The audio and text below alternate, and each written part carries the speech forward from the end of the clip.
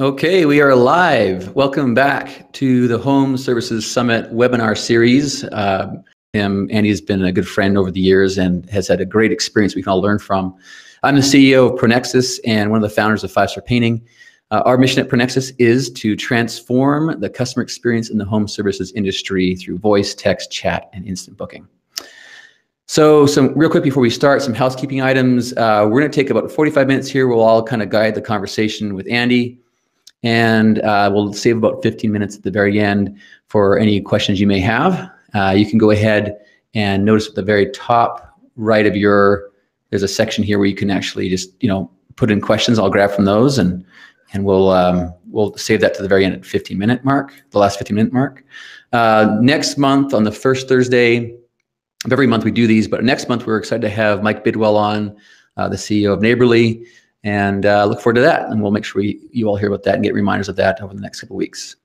So Andy, you ready? Yes, sir. Okay, awesome. Now, Andy and I were just chatting as we were in the backstage, and he was telling me that he was enjoying this conference call from someplace snowy. Tell us about that, Andy. What are you up to?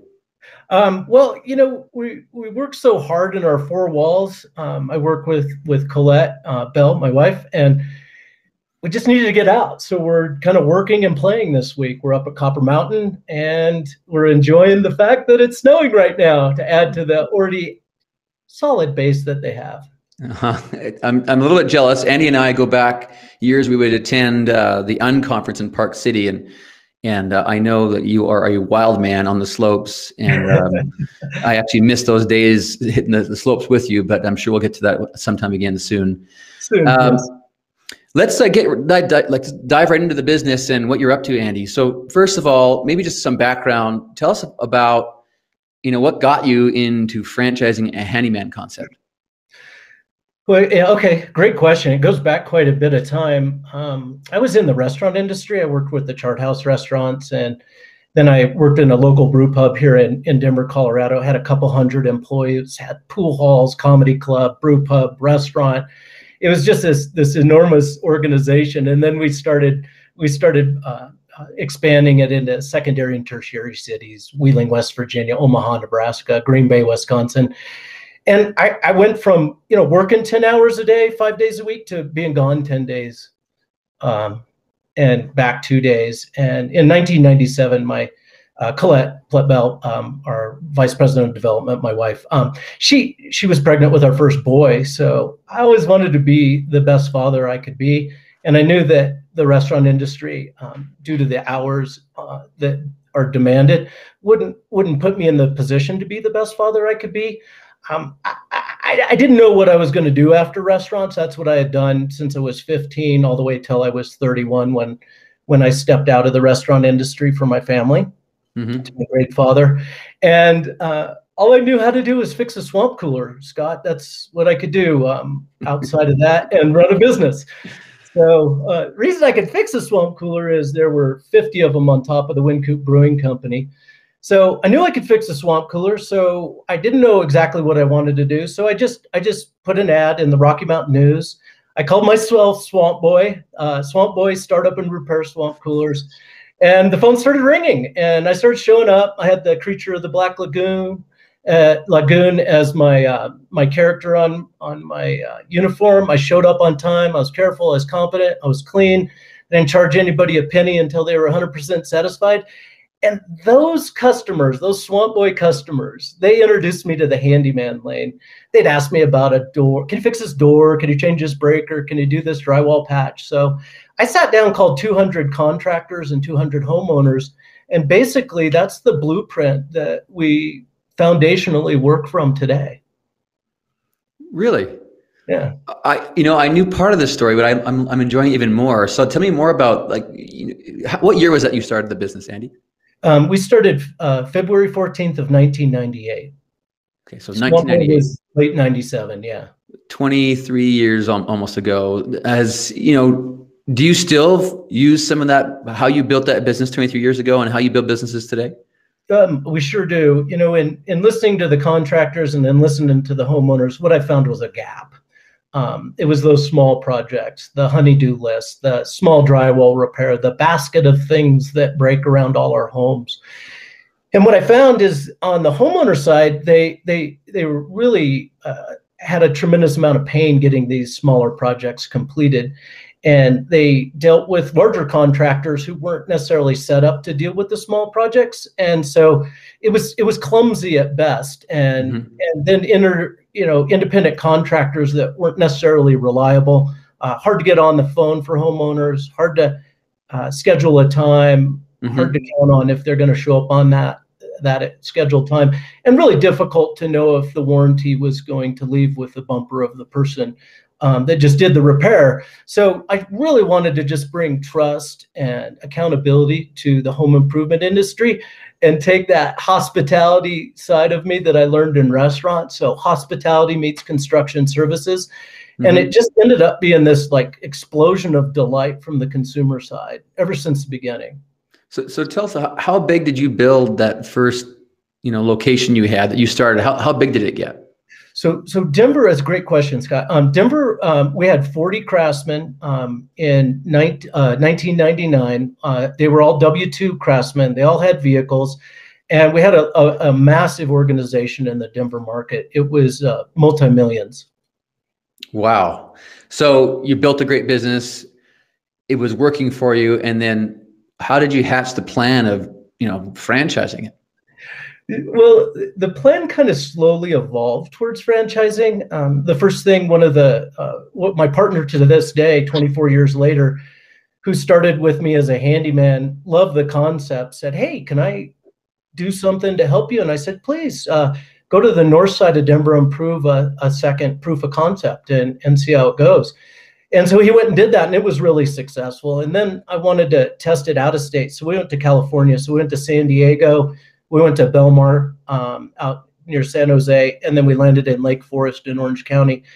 And that's where I was kind of at a hold. The credit lines and everything were at a max, waiting for the return on the investment of those 5 organizations. So one day I just opened up the Denver Post. I'm dating myself. I have a newspaper in my hand right now for some reason.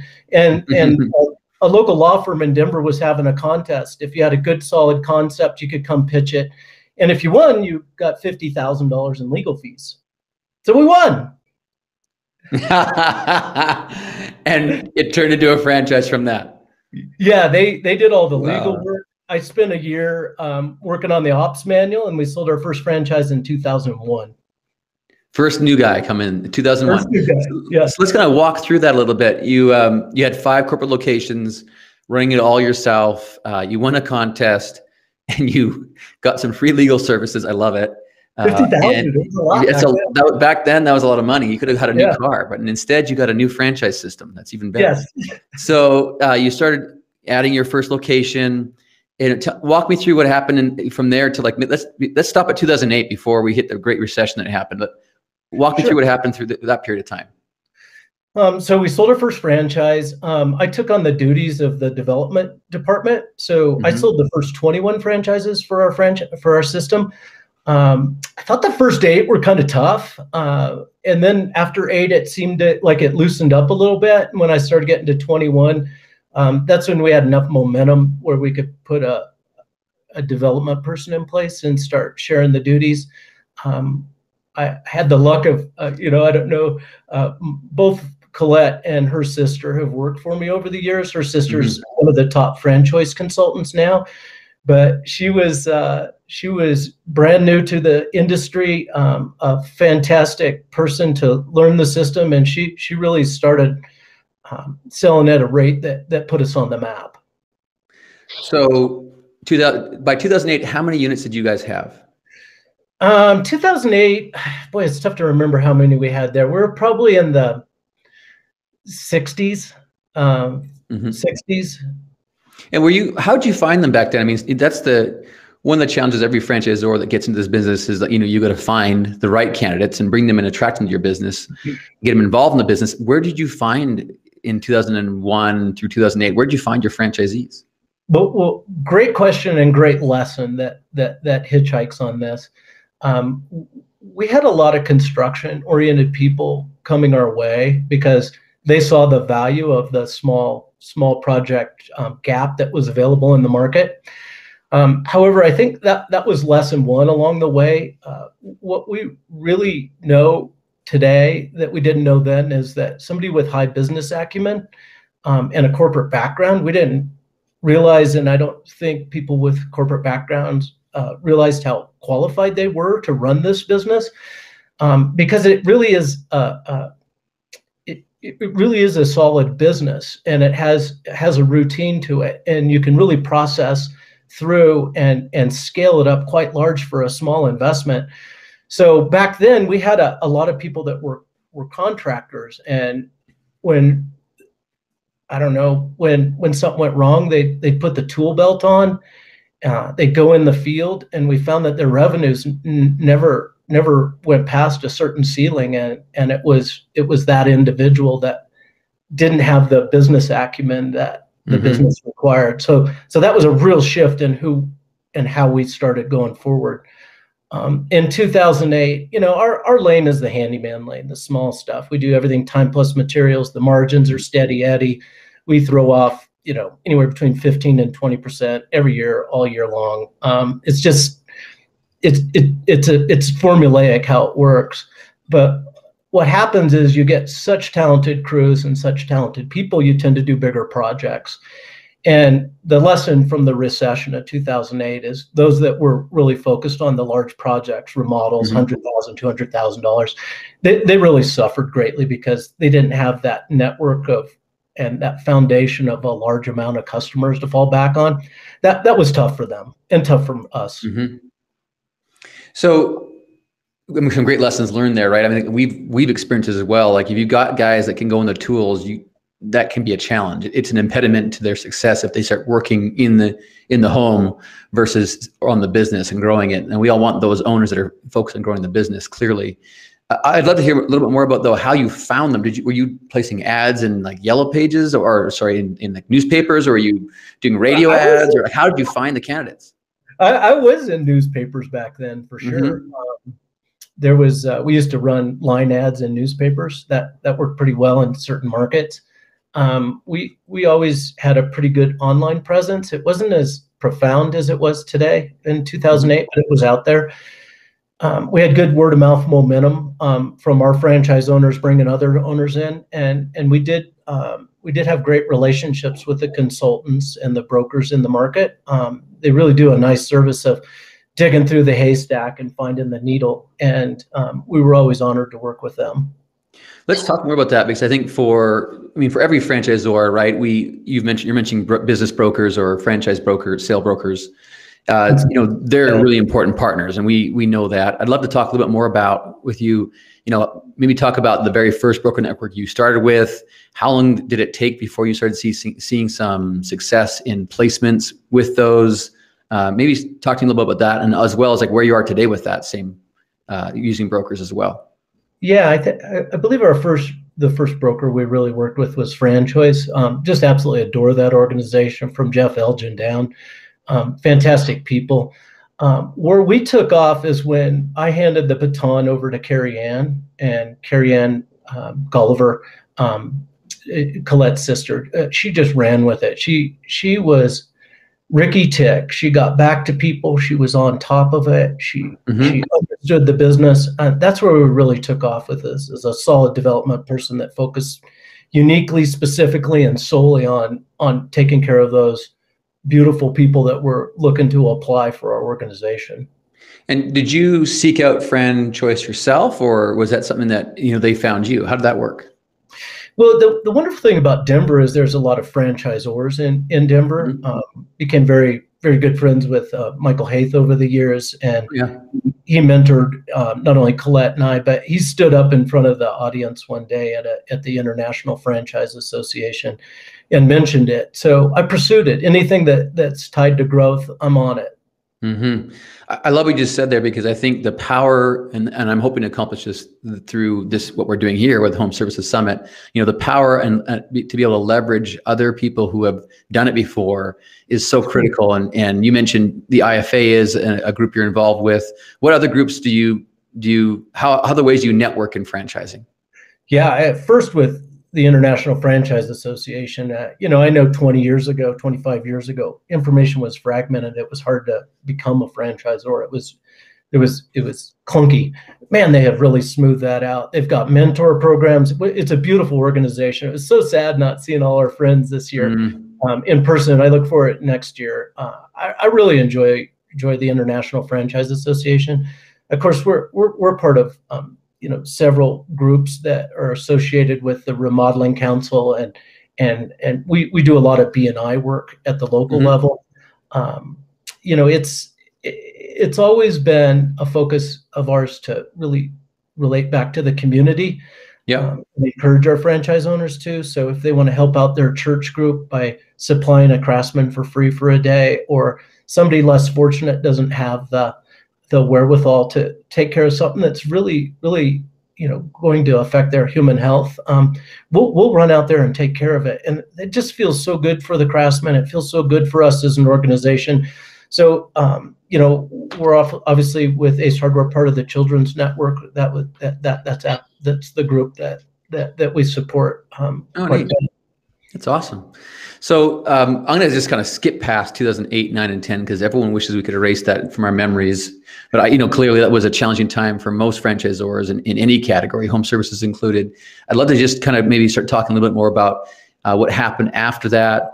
Where the business went, and then clearly you came to this decision in the last few, about 2 years ago, Andy, that you guys sold your business to Ace Hardware. Yeah, right? It was September of 2019. September 2019. Okay, so almost a year and a half ago. Yep. Maybe just talk us through that. Like, what brought you to that decision to you've built a business, you've got a bunch of franchisees, you've got a successful franchise operation, and you came to the conclusion that it was time to maybe cash in a little bit, or looking for a new partner? What kind of drove that decision? Well, it's interesting because we did come out of the recession. 2011, we were back in the game. So we started growing again in 2011, and we started really preparing ourselves, really processing out everything. Really started to assemble. I was on a Meet the Team day with 5 candidates this morning, and I noticed that 7 years ago, our president, our general manager of our local operation, our vice president of operation, our CMO, and our information technology person entered my life 7 years ago. They all came, and the DNA that they brought was servant heart, love, consideration for the other. It's been a beautiful experience over the last 7 years, but over the last 7 years, we prepared ourselves for what it was next, from redoing our strategy to bring out our voice and really show the heart that the organization was, and spread our feathers and show our colors. And those were words that were in our heart, but weren't being seen by the people around us. So we really concentrated on our message and our strategy, and we stuck to it.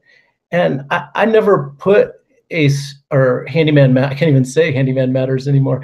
I never put Handyman Matters up for sale. I got calls, as you probably did, and many of people do, on a regular basis.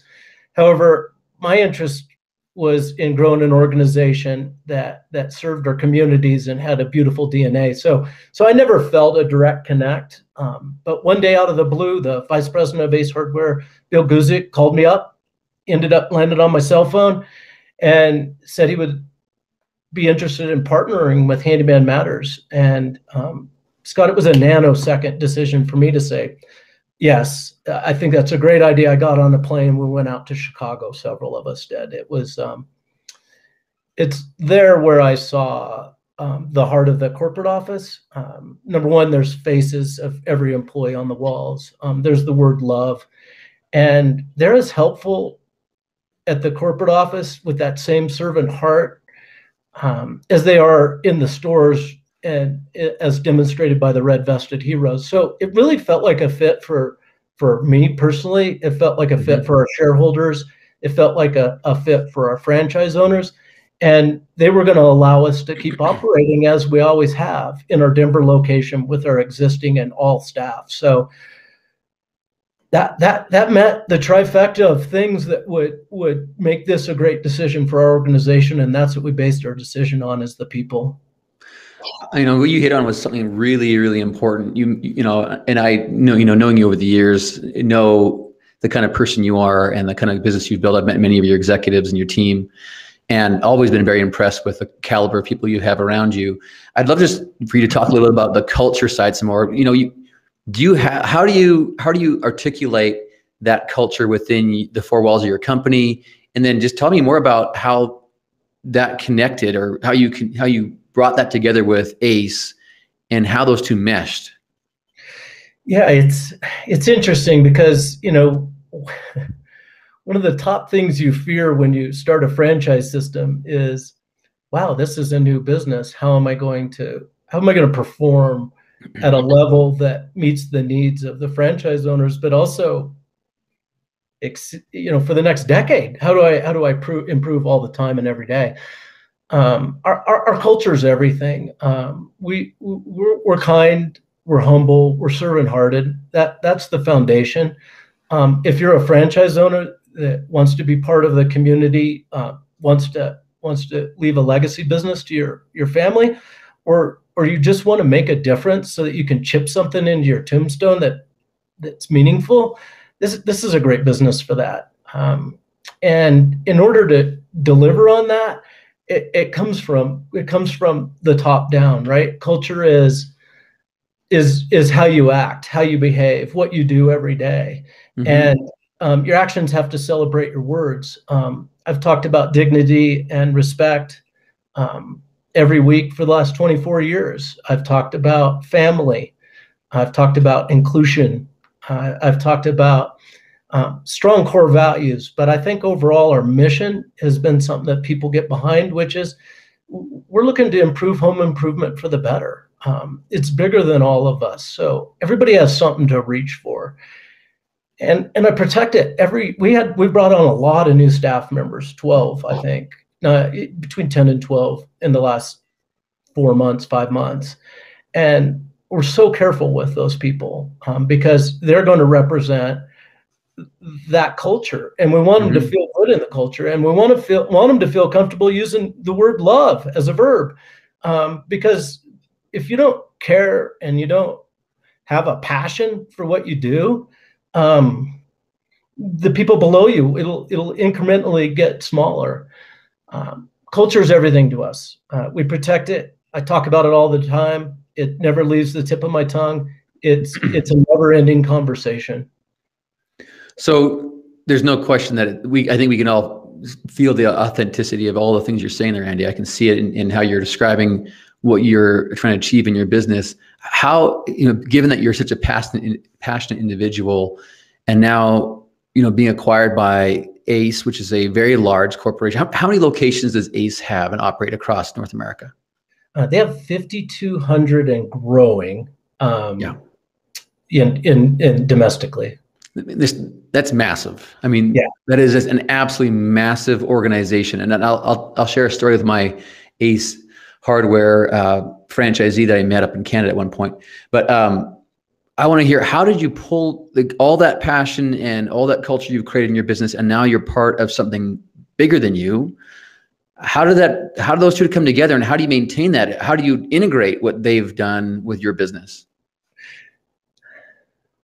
It's a great question. I think, when you look at the newness or the ground floor opportunity of this situation, we were Handyman Matters. We had just rebranded to Ace Handyman Services 1 year ago, this Monday, 2 days ago. So we've only been Ace Handyman Services for 1 year to, basically today. However, as soon as we rebranded, COVID hit. So we weren't able to really engage with the retailers because, Ace Hardware is such a trusted and safe brand. Their system grew 30% last year. And their retailers were doing everything they could to stock the shelves as quick as they could for the consumers coming in. It was chaos. They handled it magnificently. It was a beautiful orchestration, and the leadership from John Van Huysen, the CEO of the organization, was inspiring. So we kind of got a pause, And I think that was really helpful, Scott, because it gave us a chance to embrace the new name, make sure we understood what we stood for, recenter ourselves. And then just in November, 3 months ago, November of 2020, where we finally in a place, and the retailers were finally in a place where we could combine efforts and we could put our point of purchase materials inside the Ace hardwares, and we could start leveraging the reward emails and the circulars that blanket over the top of all franchise owners for our system. And it's been one step at a time. I've been very careful to be the best employee I can. I take great pride in that. I'm an honorable person, and I'm a respectful person, and I kind of like the seat I'm in now. It's challenging. And I can tell you this, our accounting is better than it's been in 24 years. Where I'm going next, this year more so than I ever have. Yeah, well, that's great. Big organizations do like their compliance stuff, making sure it's done right. I want to talk about two more things here, Andy, and I've got a few more questions for you, but I want to make sure I touch on this because in the back room when we were talking earlier, there were some really interesting things you brought up around how your company's adjusted to COVID and what you've done differently. And then later on, I want to talk a little bit more about how you've approached franchise sales and what this partnership with Ace has meant to you and your brand. But before we do, let's go right into the COVID stuff. So COVID hits in March, April. I mean, we all felt it. It was a shock to the system. And then, we're coming out of that now. Tell me what you experienced, how you adjusted to COVID, and do you feel like any of these changes are permanent in your organization? Yeah, great question. And first thing I did is I went back to our strat plan and I said, are we on strategy for what's about to come? And I realized that redefining home improvement safely was the word we needed to add to our strategy. We need to make sure that we were the safe alternative, that we took it to the nth degree so consumers felt safe with us. We show up in a blue mask, blue gloves, blue booties, hand sanitizer in pocket, and we pivoted to PPE gear within 30 days. Every handyman was showing up with the proper gear. Second thing we did is we accented our outside services so that we could continue. We finished last year on budget, on target, even with March and April being kind of clumsy months while the governments figured out what was needed and necessary. As soon as we were named essential, Scott, we were off and running. Essential, we can work on houses, we can work on homes. During the virus, it just changed the game for us. It gave us a new badge of courage to head forth into our community. We were essential, and we had always known that, but even more so in that environment. Mm-hmm. I think it's going to change us in that I don't think we'll walk away from the PPE gear and all that till people, until every customer in America is comfortable. We'll show up. If somebody's been vaccinated, then and they're comfortable with us letting that down, we'll do it based on their opinion. Mm-hmm. So I think we really are going to study the market. I can tell you fundamentally at our corporate office, I think we're more efficient. Most of us work from homes. We have the great gift of Teams and its power to connect really quickly, and we've really seen our organization flourish last year, and I was so grateful for that because we could help more and do more for others. So let's talk a little bit about how your annual convention. Was it in person? This year during COVID, did you go virtual? How did you navigate that? And then let's talk about how you're handling discovery days, training days, and so forth with it being virtual. Yeah. If we're going to take the high road, we've always been the type of organization that if we ask others to do something, we have to demonstrate it ourselves. That's part of the dignity. So we had our convention. We did it virtual, but we used a professional studio. We did a lot of pre-records, and we kept it hopping. We did it over 3 days, 2 hours a day. It had supplier commercials on it. I emceed it. We had a lot of fun. It was quick. It was efficient, but it was simple. And we looked at doing something greater, grander, but we figured simple, executed well was the best method to go forward with. Awesome. And tell me about how does that translate to what you're doing with franchise sales? We talked a little bit earlier about how you're doing these virtually. Maybe talk to us about that, and then how you do your trainings. Yeah, Meet the Team days are virtual. The executive team gets on, we introduce ourselves, we meet each individual, break into rooms, and we finish up the day. It takes about 5 hours. It's a commitment, but we get to know them really well. That's been a good process for us. I know that doesn't work for all systems. It does for us. We get a good feeling. And then our training has been a combination of virtual and in person based on the comfort of the candidate that would be part of the training. So you've got an office in Denver. Are any of your employees coming to the office right now, or are they all working from home? I've had one of the things we always tell our franchise owners is answer the phone and you'll win the game, right? So we demonstrate that. So Scott Gibson's answers the phone. He's the only one in the corporate office on a regular basis. He's come in every day. He lives alone, so he loved the fact that he had the whole corporate office to himself.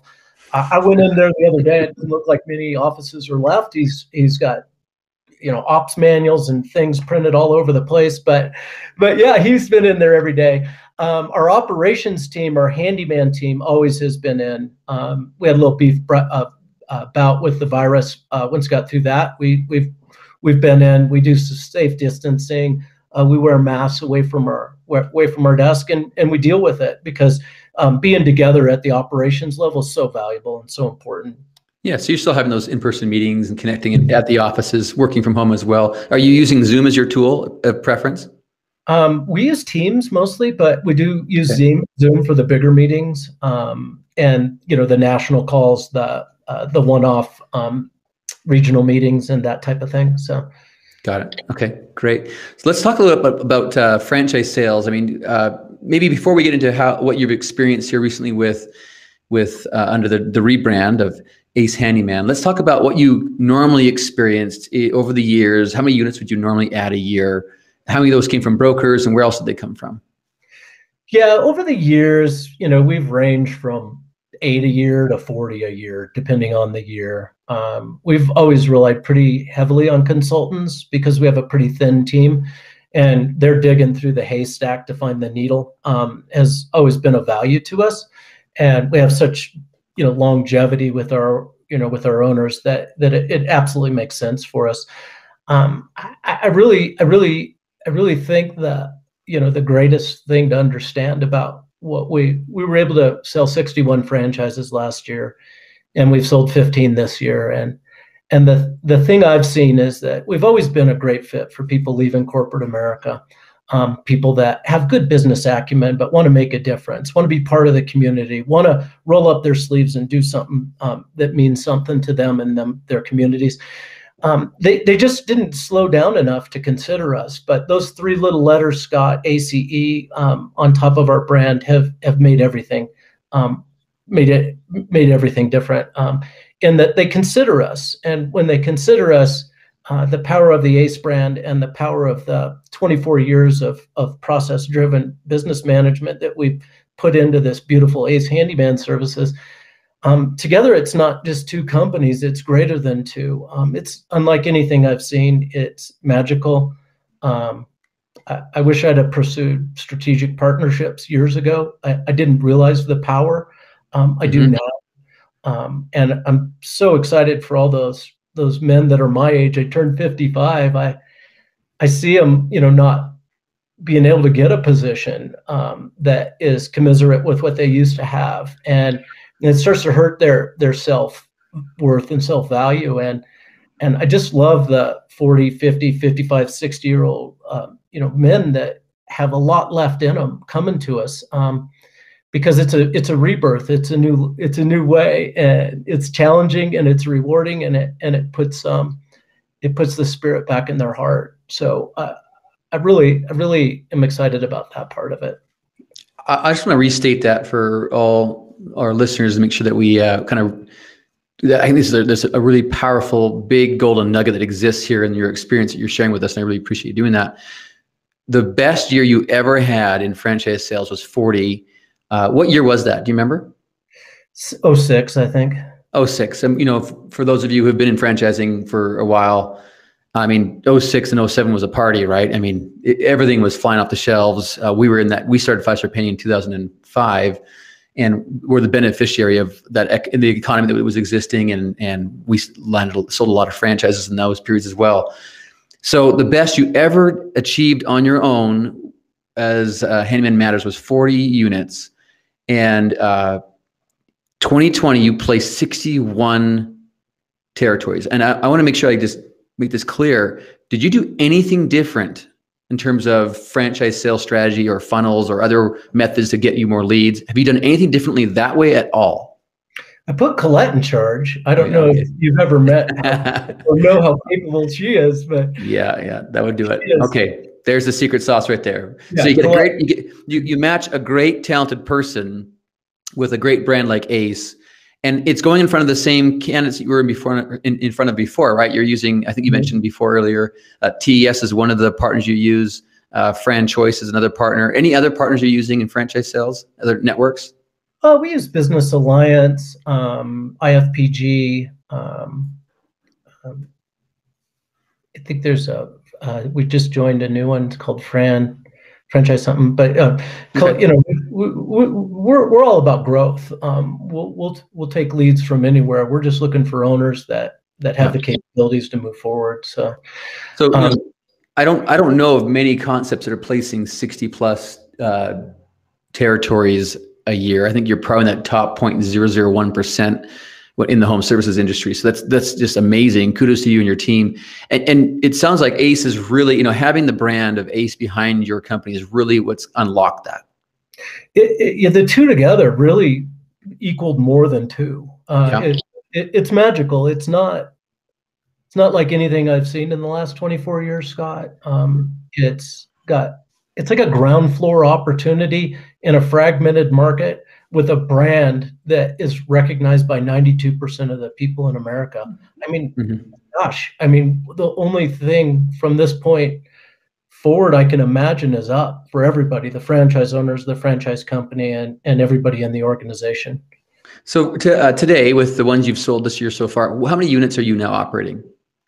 So we're operating 100. I just looked at it this morning because I knew you were going to ask me that. 182 territories. Sorry, I'm on mute, but their car alarm keeps going off and the horns are honking in the background. I apologize for that. So 182 territories. Yeah, we have 112 owners right now. That's incredible. You're approaching 200. That's amazing. Let's talk a little bit about, I hear what it's done for you in terms of lending some more credibility and getting you more a differentiation with your franchise sales brokers and getting them, getting the attention of the right people, the right candidates. Let's talk about what happens post purchase. How does that translate to your franchise owners in terms of are they getting business from the local 5,200 retail outlets? How are they connecting in that way, and how do they take advantage of the Ace Hardware brand as part of an Ace Handyman concept? Yeah, and that's a great question, Scott, because this year is all about integration. Ace Handyman and Ace Hardware coming together.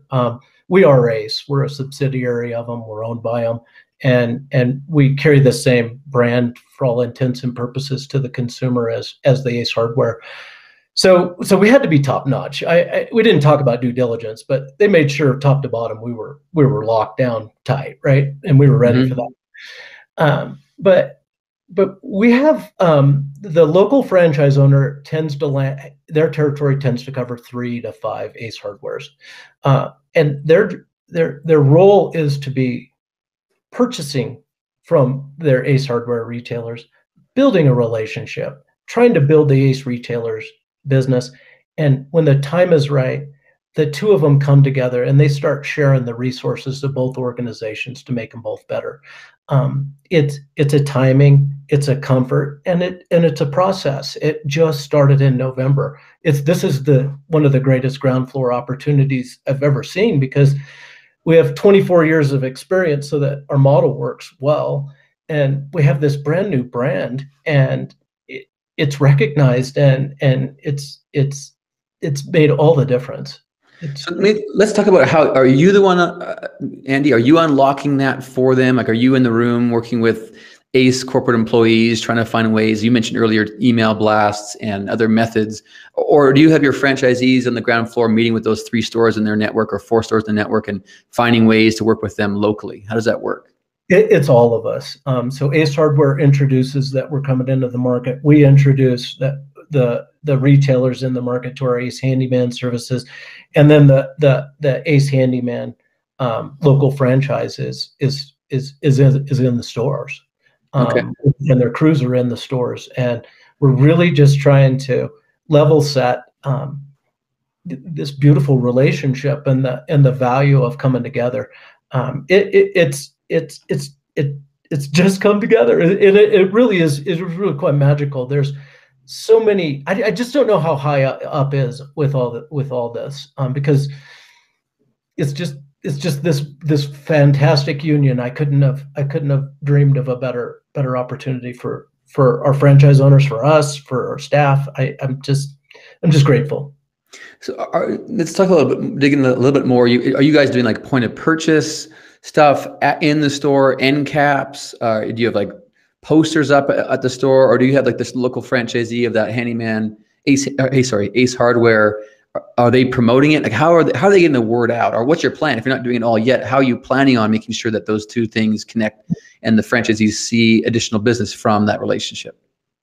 Yeah, so we have in-store signage, from end caps to shelf talkers to aisle interrupters.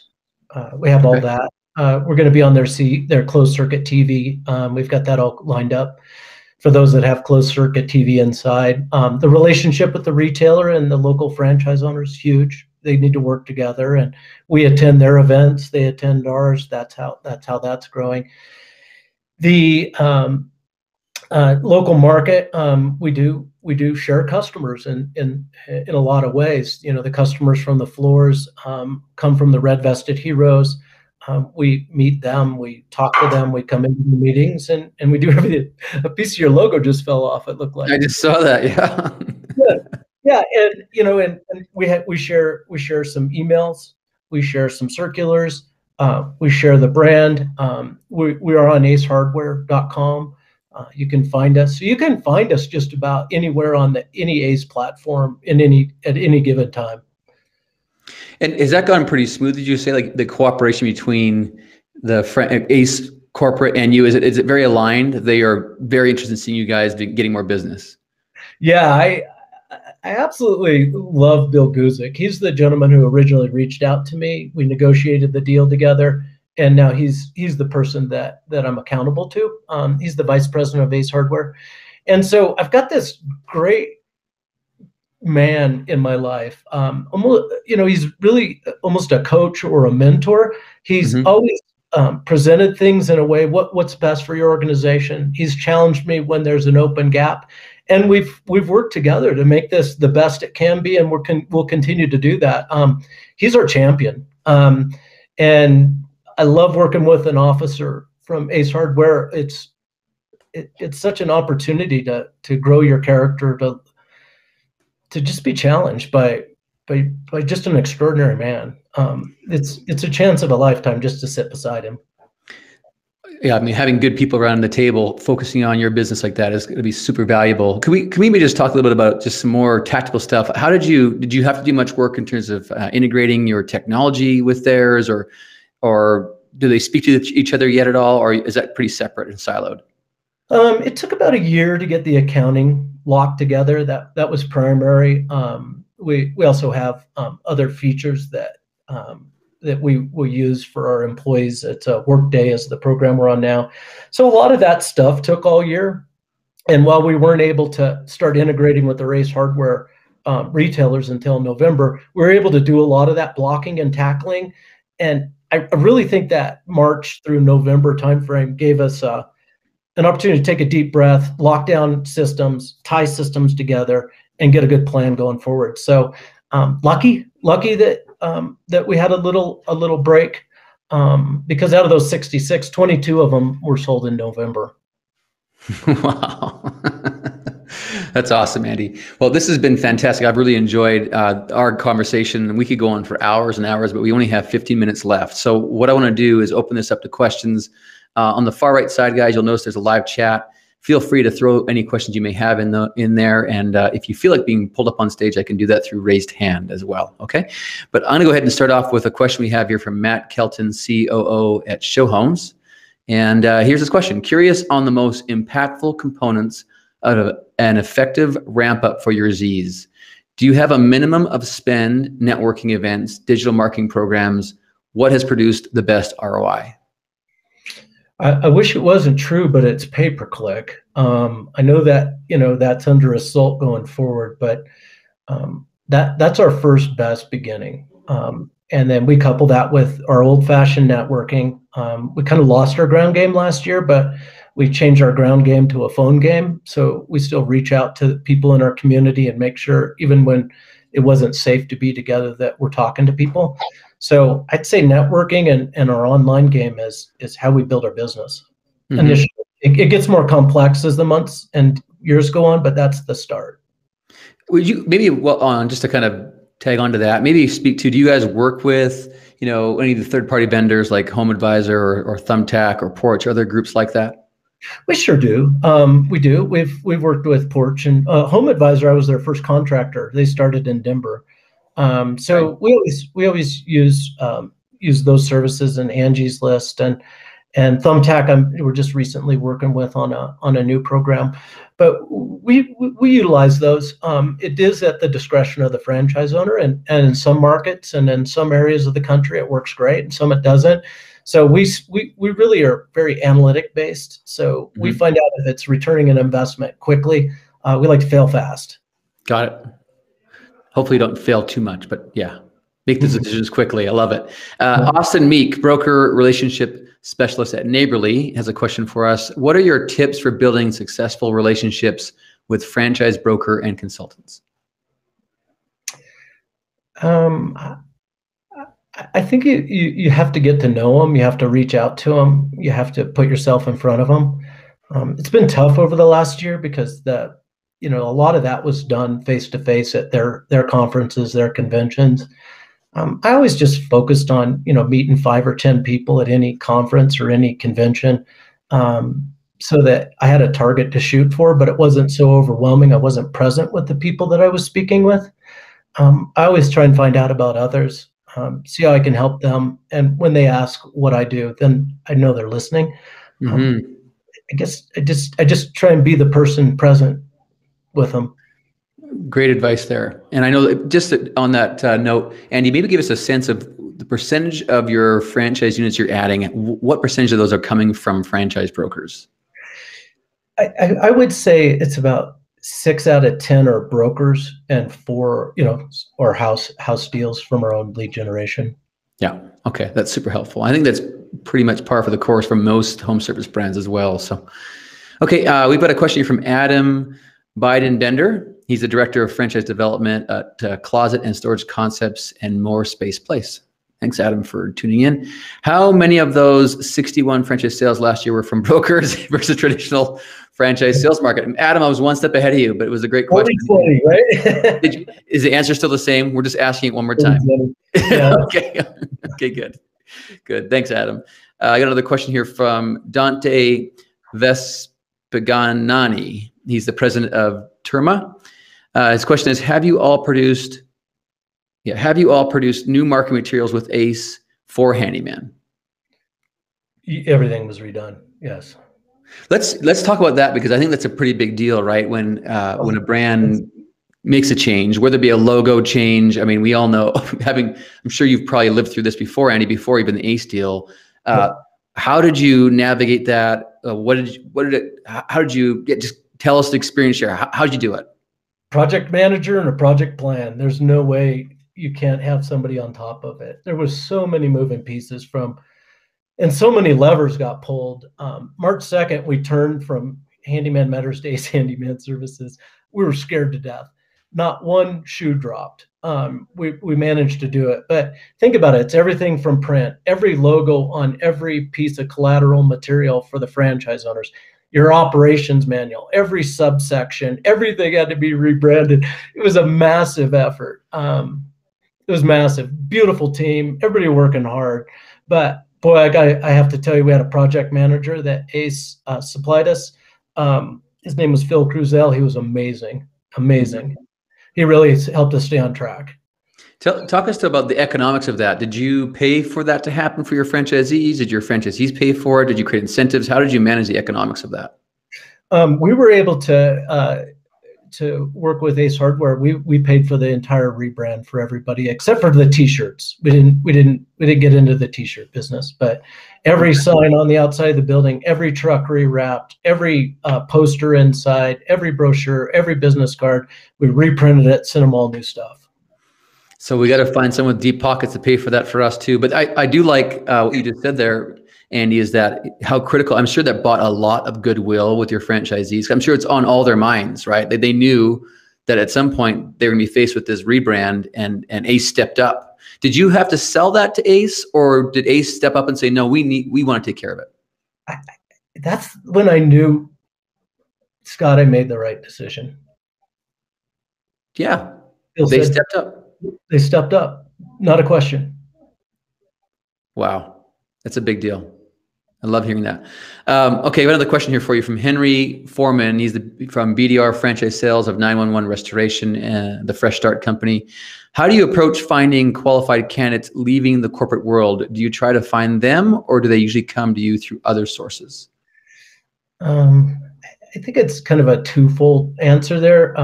With brokers and advertising, it seems like people find us, but we always have our hook in the water, I guess, is the answer. They come from referrals from existing franchise owners. They come from consultants around the country. They come from our website. We've got them coming from customers that have now used the service and now want the service in the neighboring markets.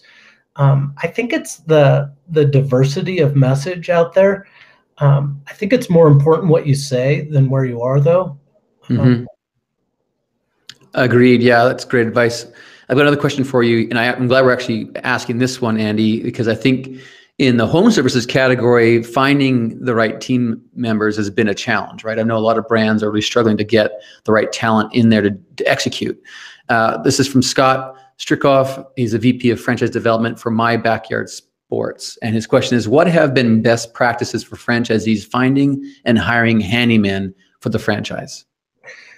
I think I know, Scott. That's a great question. Here's it's always on recruitment, right? If you're in the service-based industry and you're not always recruiting, then you've got a problem. But we have a pretty good package. Our job is to be the employer of choice. We talked about culture earlier. That has to be the most important feeling when somebody walks in, that they get that this is a place that will embrace not only me, but my future and my continuation. We have a career path from apprentice all the way to franchise owner and everything in between. I think people need to know what they can do, where they can go, and how they can get there. So we've really stepped that out, so everybody knows exactly where they're at, how they can get to the next level. And explaining that in the recruitment process seems to inspire more than turn off people. They like to see the opportunity. The second thing is that comes to mind is we just retain them. These guys make good money. We're able to provide health insurance, 401k, vehicle, uniforms, reimbursements, but above that, we do Christmas parties and potlucks and race go-karts, and we just try and make it fun. In a place where somebody wants to come. I don't think recruitment is a problem for any of us. I think retention is the game that we should all, pay attention to. Keep who you have, and then give them the authority to help bring on the next people, and so on and so forth. Our teams are small, though. It's under 10 people. You can assemble 3, 6, 9 people pretty easily over a period of time. There's some failures in there. Again, fail fast, right? But really love the people you have, embrace them, make sure you're seeing them. I don't know that we always see people or feel people or understand what their personal or professional life is.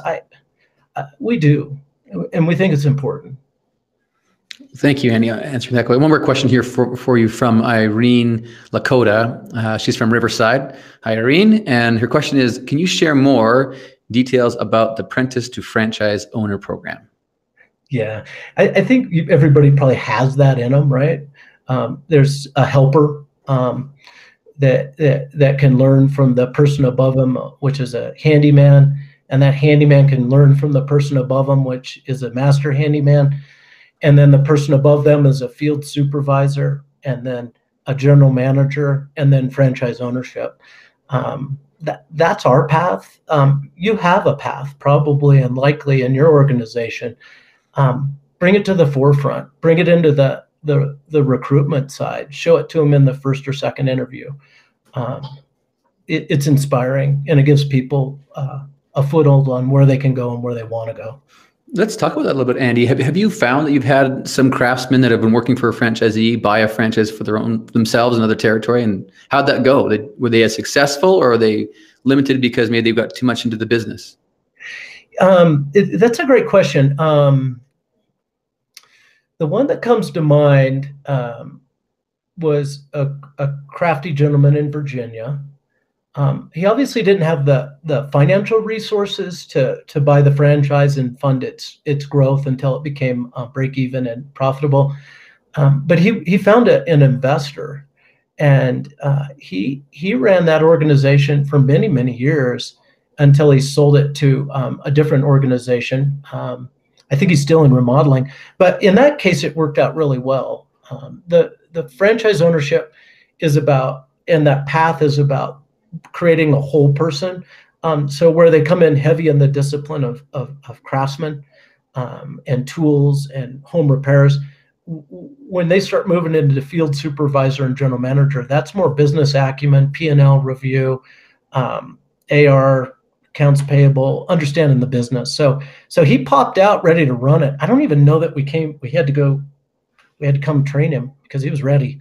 So we're building our own from the apprentice to the outside the back franchise owners. So that I think is the trend that I'd love to just maybe speak to Andy.